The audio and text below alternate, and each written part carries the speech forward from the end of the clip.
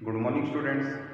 अपने last class के अंदर बेटा इसके अंदर जो मेन फीचर्स ऑफ जीएसटी है यानी जो इसकी करेक्टरिस्टिक्स है उसके पॉइंट अपने स्टार्ट किए थे। कुछ पॉइंट बेटा कल अपन ने डिस्कस किए थे कल की क्लास के अंदर। आज अपन इसके नेक्स्ट पॉइंट ले रहे हैं। इसके अंदर थ्रेशोल्ड लिमिट।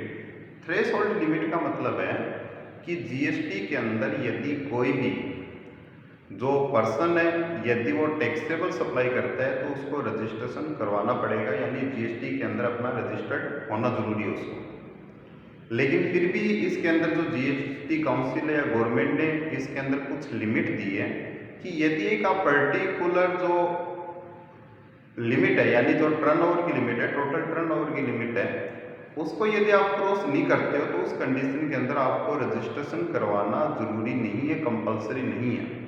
तो आपको उससे एग्जाम्पशन दिया गया है। ये लिमिट बड़ा अलग अलग है, 40 लाख है, 20 लाख है और 10 लाख भी इसके अंदर 1 अप्रैल 2019 से इसको कर दिया गया इसमें।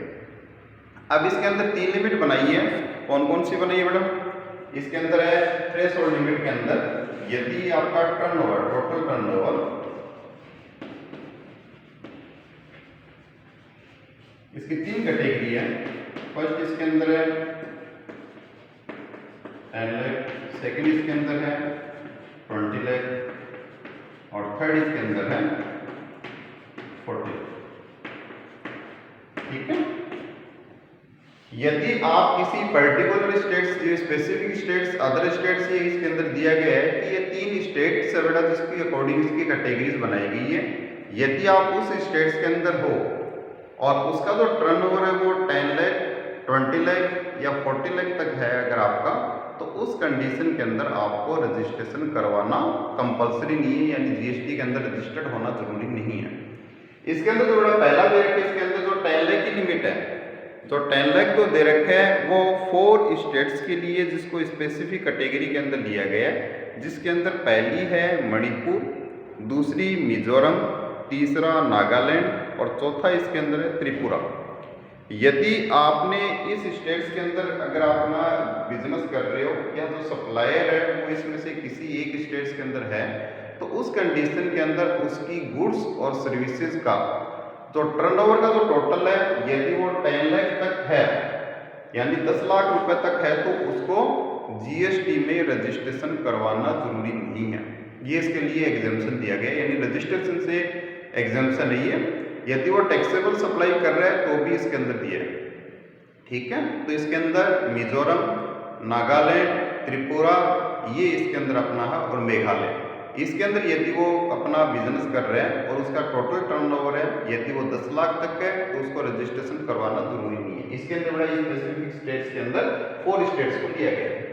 सेकेंड इसके अंदर जो 20 लाख का दे रखा है, 20 लाख के अंदर बड़ा अरुणाचल प्रदेश, मेघालय ऊपर वाले बड़ा अपना जो फर्स्ट है जिसके अंदर ए कैटेगरी के अंदर अपना है, इसके अंदर अपना इसको कैटेगरी दे देते हैं। ये ए कैटेगरी की है इसके अंदर, ये बी कैटेगरी की है और ये सी कैटेगरी।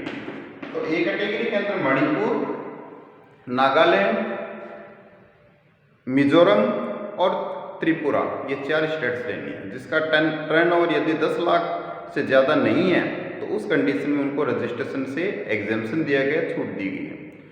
20 लाख वाली जो कैटेगरी है उसके अंदर बड़ा अपना है अरुणाचल प्रदेश, मेघालय, सिक्किम, उत्तराखंड, पांडिचेरी और तेलंगाना। यदि इन स्टेट्स के अंदर है ये तो उस कंडीशन में यदि उसका टर्नओवर 20 लाख तक है यानी 20 लाख रुपए तक है तो उनको रजिस्ट्रेशन करवाना कंपलसरी नहीं है, यानी रजिस्ट्रेशन से उनको एग्जाम्पशन दिया गया है।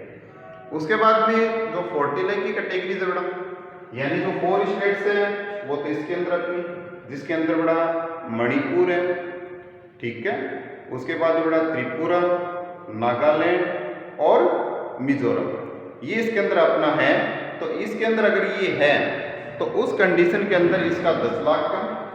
उसके बाद में जो सेकंड कैटेगरी बड़ा 20 लाख रुपए वाली, इसके अंदर अपना है अरुणाचल प्रदेश, मेघालय, सिक्किम, उत्तराखंड, पांडिचेरी और तेलंगाना।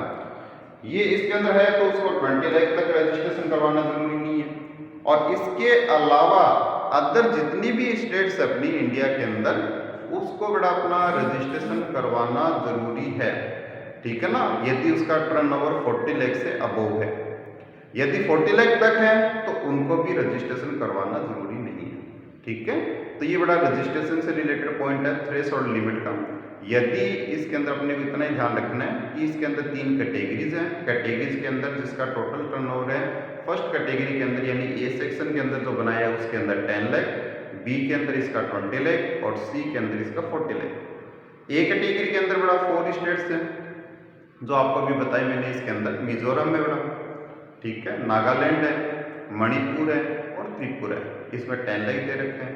उसके बाद में अरुणाचल प्रदेश है, मेघालय है, तेलंगाना है, पांडिचेरी है। ये बड़ा जो अपनी 8 स्टेट्स का जो पार्ट है वो 20 लाख के अंदर है और अदर स्टेट्स हैं वो इसके अंदर 40 लाख है। तो इतना टर्नओवर है तो उनको रजिस्ट्रेशन करवाना कंपलसरी नहीं है। तो ये पॉइंट अपना ये बता रहा है। नेक्स्ट इसके अंदर composition scheme for small traders and service providers, यानी इसके अंदर बड़ा जो एक रेगुलर बेसिस के ऊपर है जीएसटी है उसका कलेक्शन किया जाता है और उसका पेमेंट किया जाता है। वो तो इसके अंदर अपना एक पार्ट होता है रेगुलर, यानी जो रेगुलर रूप से अपना बुक्स मेंटेन करते हैं, जीएसटी की डिटेल रखते हैं, टाइमली रिटर्न फाइल करते हैं कि कितना टैक्स उसका पेबल है या कितना टैक्स उसका रिफंडेबल है, वो रेगुलर टैक्स का पार्ट है। लेकिन कुछ जो छोटे जो बिजनेसमैन हैं, जो स्मॉल ट्रेडर्स है या सर्विस प्रोवाइडर्स है, उनके लिए कंपोजिशन स्कीम यानी इसको सम्मिश्रण योजना बोलते हैं हिंदी के अंदर, वो भी बड़ा इसमें लागू की गई है।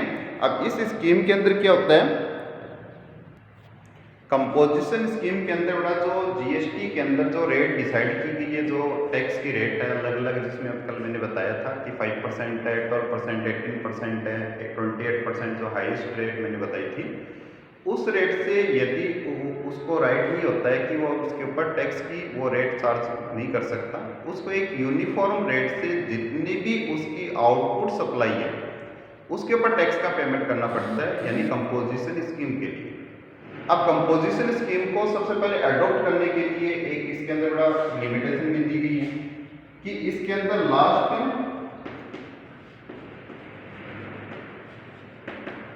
फाइनेंशियल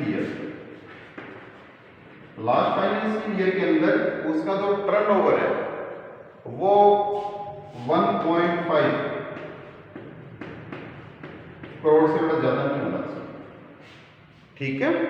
यानी यदि लास्ट फाइनेंशियल ईयर के अंदर किसी भी पर्सन का, इसका बड़ा कंपोजिशन लेवी से रिलेटेड चैप्टर है, उसको अपन और ज़्यादा डिटेल में करेंगे, लेकिन यहाँ पे इसका जो बेसिक कैरेक्टरिस्टिक्स ले रहे हैं इसलिए इसके अंदर ज़्यादा डीपली नहीं जा रहे हैं। तो ये पॉइंट अपना ये है कि कंपोजिशन लेवी का मतलब बड़ा यहाँ पे है, कंपोजिशन स्कीम का मतलब ये है कि जो छोटे ट्रेडर्स है या सर्विस प्रोवाइडर है उनको ये बेनिफिट दिया गया है। ये कंपोजिशन जो लेवी या कंपोजिशन स्कीम है उसको अडॉप्ट करने के बाद उसको रेगुलर बेसिस के ऊपर इनपुट और आउटपुट टैक्स का डिटेल रखना कंपलसरी नहीं है। उसको एक यूनिफॉर्म रेट से जितनी भी उसकी आउटपुट सप्लाईज है उसके ऊपर एक टैक्स है वो गवर्नमेंट को पे करना पड़ेगा, वो कंपोजिशन स्कीम का पार्ट है। इसके लिए बड़ा रेगुलर बुक्स मेंटेन नहीं करनी पड़ती है, रेगुलर जो बेसिस के ऊपर रिटर्न जो फाइल करनी होती है या रिटर्न भरनी होती है वो इसके अंदर कंपलसरी नहीं है। लेकिन इस स्कीम को अडॉप्ट करने के लिए कुछ रिस्ट्रिक्शंस लगा दिया गया है कि इसके अंदर लास्ट फाइनेंशियल ईयर है उसके अंदर जो टर्नओवर है वो कितना नहीं होना चाहिए, इसके अंदर 1.5 करोड़ से ज़्यादा नहीं होना चाहिए।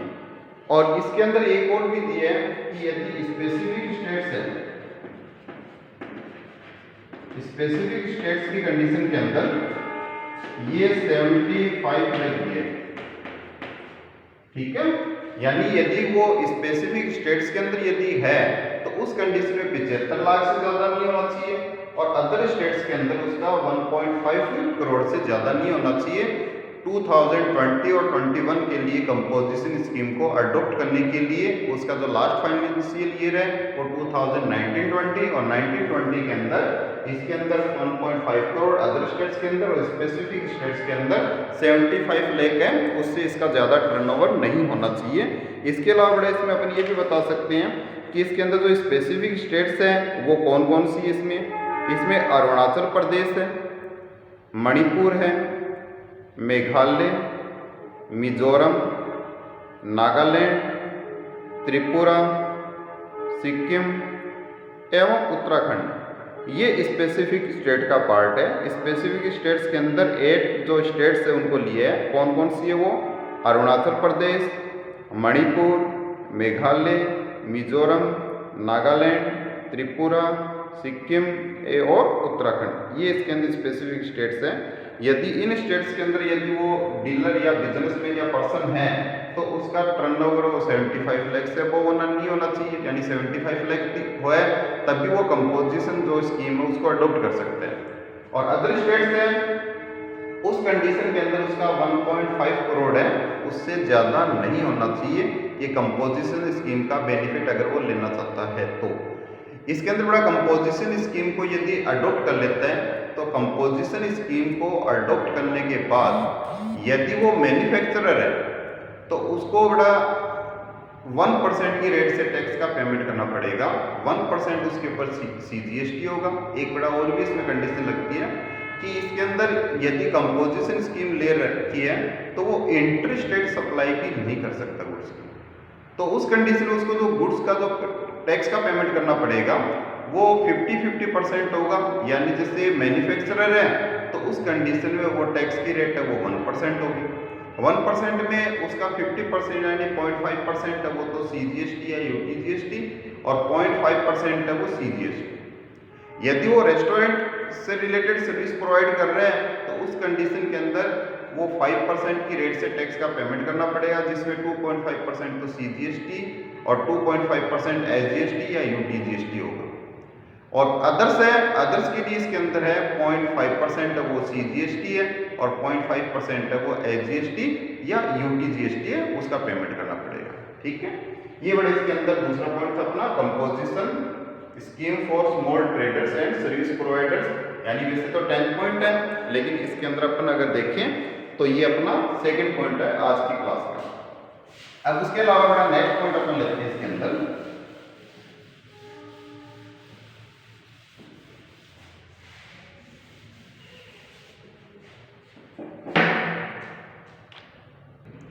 इसके अंदर नेक्स्ट पॉइंट अपना लिमिटेड रेट्स ऑफ टैक्स, यानी जो GST के अंदर जो टैक्स की रेट है, GST की रेट है वो बड़ा लिमिटेड रेट है, अनलिमिटेड रूप से नहीं है कि कितनी भी रेट्स हो सकती है। इसके अंदर अगर अपन बेसिकली देखें इसको 4 कैटेगरीज के अंदर डिवाइड किया गया है। पहला दे रखा है इसके अंदर रेवेन्यू डेटरल टैक्स है, यानी कोई रेवेन्यू से रिलेटेड यदि अपन को टैक्स लगाना है जिससे रेवेन्यू जनरेट करने का पर्पज अपना, तो वो जो GST की रेट है उसके ऊपर 18% है वो इसके अंदर डिसाइड की गई है। ठीक है, सेकंड है इसके अंदर यदि जो प्रोडक्ट या सर्विसेज है विच आर बेसिक नेसेसिटीज की है, यानी अपनी अनिवार्यता की है, आवश्यकता की है, तो उस कंडीशन के अंदर इसके ऊपर जो टैक्स की रेट है वो 12% के निर्धारित है। ठीक है, यानी आवश्यकताओं की पूर्ति के लिए ऐसा गुड्स है जो जरूरी है, जिसकी पूर्ति होनी अपने लिए जरूरी है, आवश्यक है किसी भी व्यक्ति विशेष के लिए, तो वो गुड्स है उसके ऊपर जो टैक्स की रेट है या सर्विसेज उसके ऊपर टैक्स की रेट है वो 12% है। एसेंशियल गुड्स यानी अपने जीवन यापन के लिए ऐसा गुड्स या ऐसी सर्विसेज है जो जरूरी है वो एसेंशियल गुड्स है, उसके ऊपर जो टैक्स की रेट है वो 5% पे डिक्लेयर की गई है। उसके बाद में डीमेरिट्स या लग्जरी गुड्स है, ऐसा गुड्स जिससे किसी प्रकार का बेनिफिट नहीं होता है बल्कि ये वो हानिप्रद होते हैं, या लग्जरी गुड्स है किसी प्रकार की उसकी यूटिलिटी नहीं बनती है, उससे कोई भी मतलब आवश्यकता प्राप्ति नहीं होती है उससे, तो ऐसे गुड्स के ऊपर जो टैक्स की रेट है वो कितनी है 28%। प्लस इसके ऊपर सेस वो लगाया गया ये, यानी कंपनसेशन सेस, ये एक एक्स्ट्रा इसके अंदर है, तो ये बड़ा इसके अंदर रेट है। यदि रिवेन्यू डेटरल टैक्स है यानी रेवेन्यू जनरेट करने के पर्पस से यदि कोई टैक्स लगाया गया, ऐसा गुड्स है जो नेसेसिटी गुड्स या एसेंशियल गुड्स के अंदर नहीं आता है, उसके ऊपर जो टैक्स की रेट है वो 18% है। ऐसा गुड्स जो बेसिक नेसेसिटी यानी अपनी अनिवार्यताओं को पूरा करने के लिए जरूरी है, तो उस कंडीशन के अंदर उसके ऊपर या गुड्स सर्विसेज है उसके ऊपर टैक्स की रेट है वो 12% है। यदि वो गुड्स है एसेंशियल है यानी अपने जीवन यापन करने के लिए जरूरी है, मेंटेन रखने के लिए जरूरी है, तो 5%। यदि वो डीमेरिट्स या लग्जरी गुड्स है यानी इस प्रकार का गुड्स जिसको यूज़ करना ज़रूरी नहीं है, यूज़ करने से किसी प्रकार का उसकी यूटिलिटी इंक्रीज नहीं होती है, उपयोगिता नहीं बढ़ती उससे उसकी, तो उस कंडीशन के अंदर उसके ऊपर 28% टैक्स की रेट है, प्लस इसके अंदर सेस है वो भी इसके अंदर लगाया गया कंपनसेशन से, जिसको अपन बोलते हैं। ये बड़ा इसके अंदर टैक्स की रेट है। इसके अलावा भी जीएसटी की रेट है वो 0% है ना, 2.25% है और 3% है। ये रेट भी बड़ा इसके अंदर डिसाइड की है। जो जीएसटी की जो मैक्सिमम रेट है अभी तो बड़ा 28% है, लेकिन जो जीएसटी की मैक्सिमम रेट है वो 40% हो सकती है, 40%। यदि ये सप्लाईज है वो विद इन स्टेट है या इंट्रा स्टेट है तो ये 50% हो जाएगा इसका पार्ट।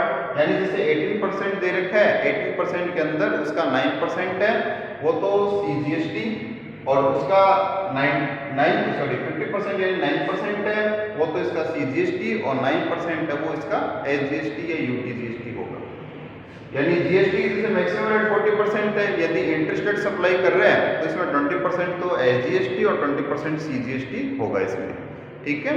इसके अलावा जीएसटी जो काउंसिल है उससे जो स्टेट गवर्नमेंट्स है यानी स्टेट्स ने एक स्पेसिफिक राइट और लेनी है।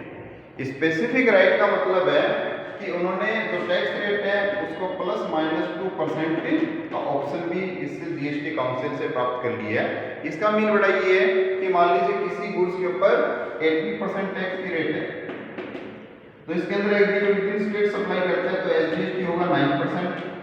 तो ये जो 9% का जो जीएसटी की जो रेट है अपनी, इस जीएसटी की रेट को प्लस माइनस का मतलब या तो उसको कम करके 7% कर सकते हैं, या उसको अगर स्टेट गवर्नमेंट देखती है कि इसके ऊपर टैक्स है वो ज्यादा होना चाहिए तो उस कंडीशन के अंदर इस 9% को इंक्रीज करके 11% भी कर सकती है। तो ये बड़ा इसके अंदर अपना है। तो लिमिटेड रेट्स ऑफ टैक्स के अंदर ये अपने 4 रेट्स है बड़ा, उसके अलावा ये रेट्स के अंदर 0%, 0.25%, 3% भी जीएसटी की रेट है वो ये गुड्स और सर्विसेज के ऊपर डिक्लेयर की गई है, डिसाइड की गई है।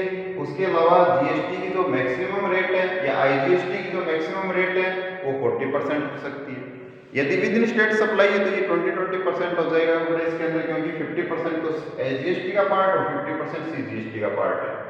इसके अलावा जीएसटी काउंसिल से जो स्टेट गवर्नमेंट्स है उन्होंने बड़ा ±2% का टैक्स रेट को चेंज करने का भी एक ऑप्शन ले लिया है। ये आपको मैंने बताया है कि इसमें जैसे 9% है उसको 2% से कम भी कर सकते हैं, तो 7% और 2% से यदि इंक्रीज कर देंगे तो ये 11% भी हो सकती है इसके अंदर, ठीक है। ये बड़ा इसका नेक्स्ट पॉइंट था अपना। उसके बाद में नेक्स्ट पॉइंट ले रहे हैं इसमें input tax credit. Input tax credit ITC का मीन होता है कि कोई भी पर्सन या कोई भी डीलर या कोई भी सेलर या कोई भी ट्रेडर या कोई भी सर्विस प्रोवाइडर जिसने जीएसटी के अंदर रजिस्ट्रेशन करा रखे और रेगुलर बेसिस के ऊपर बड़ा टैक्स का पेमेंट करता है, यानी कंपोजिशन स्कीम जिसने नहीं ले रखी उसको इनपुट टैक्स का क्रेडिट भी दिया जाता है। अब सबसे पहले अपने को ये इनपुट टैक्स क्रेडिट वाला एक पूरा चैप्टर अपना वो अपन डिटेल में चेक करेंगे, इसके अंदर अपन पढ़ेंगे, इसके अंदर उसको देखेंगे क्या दे रखा है। लेकिन अपन यहाँ पे थोड़ा सा इसका बेसिकली अपन सीख रहे हैं, क्योंकि इसके अंदर ये फीचर्स के अंदर अपने को एक पॉइंट है वो अपन लिख सकते हैं इसके अंदर।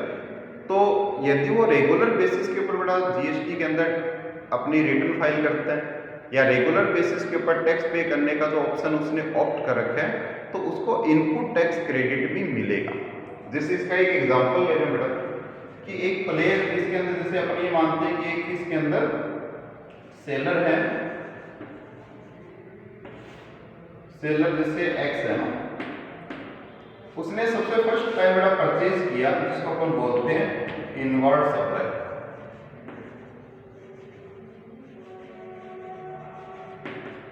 और इसने बड़ा 5 लाख रुपीज का गुड्स है वो अपने बिजनेस के लिए परचेज किया।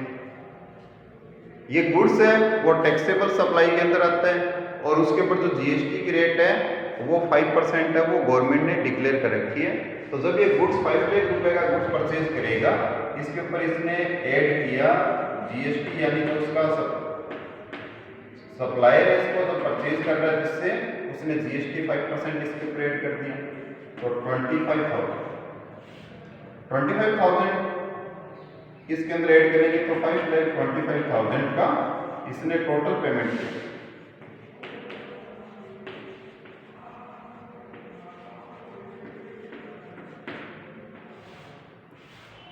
यानी 5,25,000 रुपए इसने पे करके जो गुड्स है वो परचेज किया किसी एक डीलर से।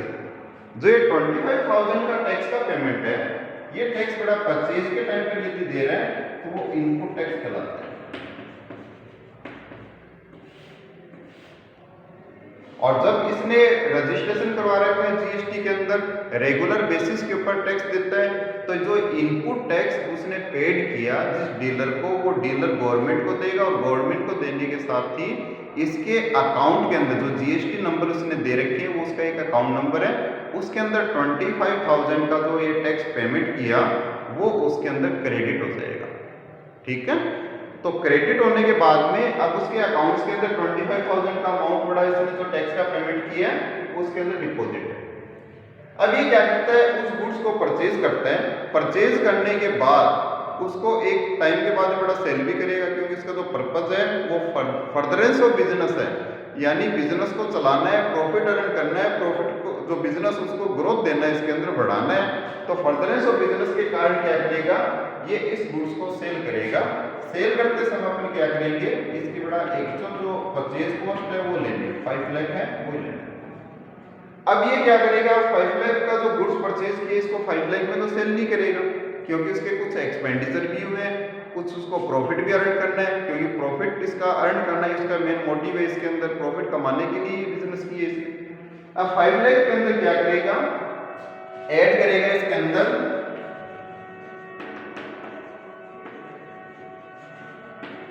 मार्जिन। मार्जिन का मतलब है इसमें इसकी प्रॉफिट भी शामिल हो गया, इसके एक्सपेंडिचर्स है वो भी शामिल हो गए इसके अंदर, और वो इसके अंदर चार्ज कर रहा है 20%।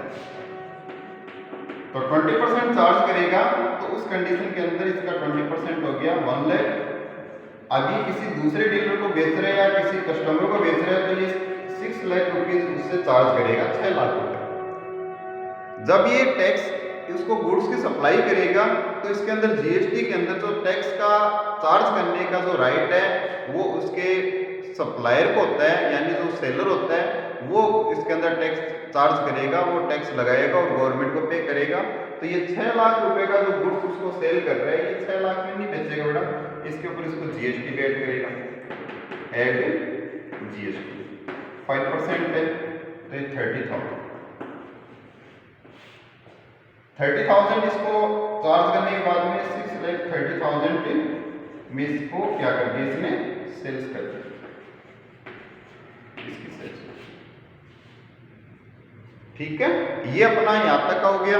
यानी जब उसने गुड्स परचेज किया था 25,000 का पेमेंट करके, यानी टैक्स का पेमेंट करके 5 लाख के अंदर 1 लाख एडिशन करके 6 लाख रुपए, उसके ऊपर जीएसटी चार्ज किए इसने 5%, यानी उससे 5% जीएसटी वसूल कर लिया, और 6,30,000 6,30,000 के अंदर उस व्यक्ति को उसको सेल कर दिया इसने।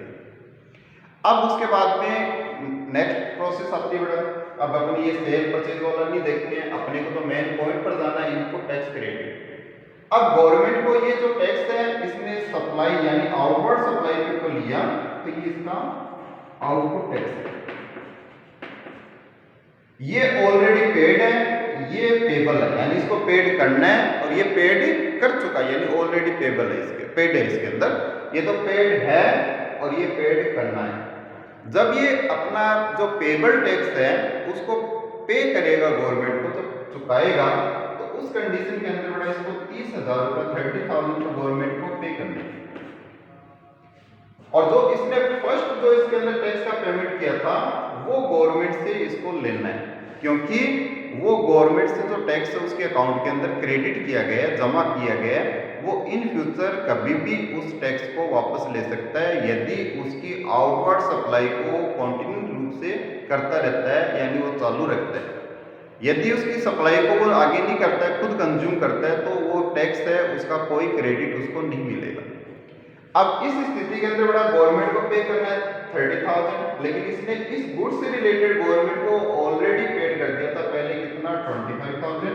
ये जो 25,000 रुपए इसमें से माइनस हो जाएगा, और इस माइनस होने की जो प्रोसेस है इसी को अपन बोलते हैं इनपुट टैक्स क्रेडिट। उसको मिल गया, यानी गवर्नमेंट ने इसको इतना टैक्स जमा मानकर उसको छूट दे दिया और उसका जो टैक्स पेबल आएगा वो कितना आएगा 5000, ये टैक्स पेबल।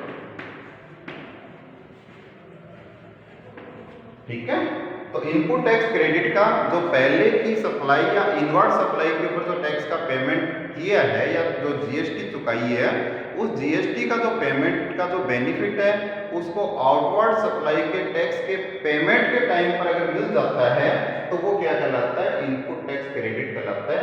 तो इसके अंदर देखिए इसने फर्स्ट बड़ा 25,000 का पेमेंट किया, ये टैक्स गवर्नमेंट को दिया और उसके बाद में 30,000 इसने आउटवर्ड सप्लाई से कलेक्ट किया।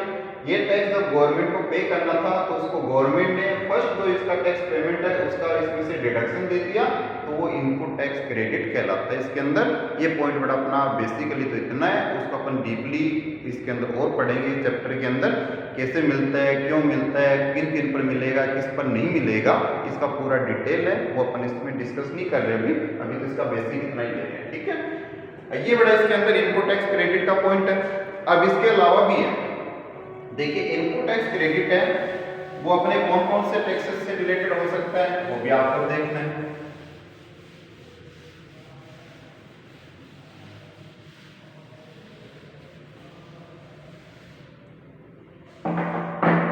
जैसे बड़ा फर्स्ट है ना, यदि आपने पहले गवर्नमेंट को आईजीएसटी पेमेंट किया था, ठीक है, या मान लीजिए आपने गवर्नमेंट को पहले सीजीएसटी पेमेंट किया था, या आपने पहले गवर्नमेंट को इनवर्ड सप्लाई के टाइम पर एसजीएसटी का पेमेंट किया था, तो इसके अंदर तीन प्रकार के टैक्सेस हो गए।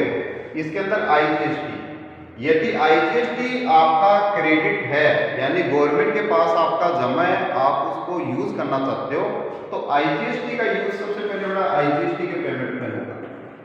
यानी इन फ्यूचर यदि आपको आईजीएसटी पेमेंट करना पड़े तो आईजीएसटी के अमाउंट में आपकी आईजीएसटी की इनपुट टैक्स की जो अमाउंट है वो डिडक्ट हो गई। यदि उसकी आईजीएसटी की अमाउंट कंप्लीट हो गई तो उसमें से सीजीएसटी की ले सकते हो। यदि सीजीएसटी भी कंप्लीट हो गया तो एजीएसटी यूज कर सकते हो। समझ गए? इसका मीन बड़ा ये है कि जैसे ऐसे मान लेते हैं अपन, एक तो अपना इनपुट टैक्स जो क्रेडिट अपने पास गवर्नमेंट के पास है, जिसके अंदर अपन तीन कैटेगरी बनाते हैं, आईजीएसटी, ठीक है, सीजीएसटी और एसजीएसटी। इधर अपन लिखते हैं आउटपुट टैक्स जो गवर्नमेंट को देना है। इसके अंदर भी अपन ये मानते हैं कि ये तीनों की अमाउंट लेते हैं, ये बड़ा जैसे 1 लाख रुपए, ये 30,000 रुपए और ये अपना है 20,000 रुपए। ये बन रहा है 60,000 रुपए आईजीएसटी, उसके बाद में ये 20,000 है, उसके बाद में ये 20,000। ठीक है, अब मान लीजिए आपको गवर्नमेंट को जो टैक्स का पेमेंट करना है वो कितना करना पड़ा, आईजीएसटी करना है 60,000। तो अपना आईजीएसटी का क्रेडिट पड़ा है 1 लाख, 1 लाख रुपए का क्रेडिट पड़ा है। तो सबसे पहले बड़ा आईजीएसटी में से इसका जितना है 60,000 है ना, तो इसको 60,000 को अपन माइनस करेंगे, बच गया कितना, रिमेनिंग तो 40,000 है, वो अपन यूज कर सकते हैं सीजीएसटी और एसजीएसटी के लिए। अब अपन आते हैं कि सीजीएसटी 30,000 का क्रेडिट है, 20,000 देना है, तो ये बड़ा अपने लिए पर्याप्त है, ये 2020 है, ये भी पर्याप्त है। तो ये 40,000 का जो अमाउंट आपका रिमेनिंग है यानी गवर्नमेंट के पास डिपॉजिट, उसको यूज कर सकते हो आप इसके सीजीएसटी में, उसके बाद में एसजीएसटी में यूज कर सकते हो। ऐसे यदि सीजीएसटी का अमाउंट आपके पास क्रेडिट है जैसे इसके अंदर है, इसका फर्स्ट जो यूज होगा वो सीजीएसटी के पेमेंट के लिए और उसके बाद में आईजीएसटी के पेमेंट के लिए यूज होगा। ये बड़ा कभी भी एसजीएसटी के पेमेंट में यूज नहीं होता है क्योंकि वो स्टेट गवर्नमेंट का कंट्रीब्यूशन होता है और ये सेंट्रल गवर्नमेंट का कंट्रीब्यूशन होता है, इसलिए स्टेट और सेंट्रल गवर्नमेंट का आपस में कोई कनेक्शन नहीं होता। यदि आपकी सीजीएसटी की आपके पास क्रेडिट है तो आप उसको सीजीएसटी के लिए और आईजीएसटी के लिए यूज कर सकते हो, एसजीएसटी के लिए उसको यूज नहीं कर सकते, उसको काम में नहीं ले सकते। ऐसे अपना नेक्स्ट बड़ा एसजीएसटी है, तो एसजीएसटी का जो क्रेडिट है वो अपन सबसे फर्स्ट एसजीएसटी को पेमेंट करने में करेंगे, यदि रिमेनिंग बचा है तो उसको आईजीएसटी को पेमेंट करने के लिए यूज कर सकते हो क्योंकि आईजीएसटी के अंदर स्टेट और सेंटर दोनों का पार्ट होता है इसके अंदर, ठीक है। तो ये इसके अंदर प्रोसेस है। बस इतना ध्यान रखना है कि सीजीएसटी को एजीएसटी के पेमेंट के लिए यूज नहीं करना है यदि आपके पास इनपुट टैक्स क्रेडिट है तो, और एजीएसटी के अंदर सीजीएसटी के पेमेंट के लिए यूज नहीं करना है, ठीक है। इसके अलावा बेटा यदि आपका कोई सेल्स का क्रेडिट है, जैसे आपने कोई कंपनसेशन सेल्स वगैरह पेड किया है, तो सेल्स के इनपुट टैक्स को आप सेल्स के लिए यूज कर सकते हो, बाकी किसी में यूज नहीं होगा, ना ही ऊपर वाले टैक्सेस यूज होंगे। सेल्स से को इनपुट यदि आपने इनपुट सप्लाई के टाइम में कोई सेल्स का पेमेंट किया है, कोई एक्स्ट्रा टैक्स आपने सेल्स बढ़ा जैसे एजुकेशन वगैरह बढ़ा, वही इसी प्रकार के अंदर इसके अंदर है कंपनसेशन सेल्स का पेमेंट किया है, तो इन फ्यूचर आप आउटपुट अगर आपको कोई सेल्स बन रहा है उसके लिए यूज कर सकते हो, बाकी किसी के लिए यूज नहीं कर सकते। ये इनपुट टैक्स क्रेडिट का एक पार्ट है इसके अंदर, ठीक है। ये बड़ा अपना नेक्स्ट पॉइंट था इसमें। अब नेक्स्ट पॉइंट देखते हैं इसके अंदर है ये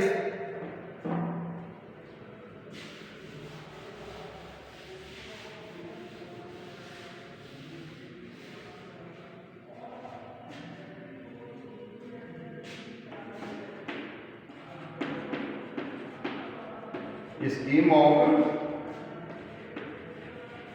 सेल्फ असेसमेंट।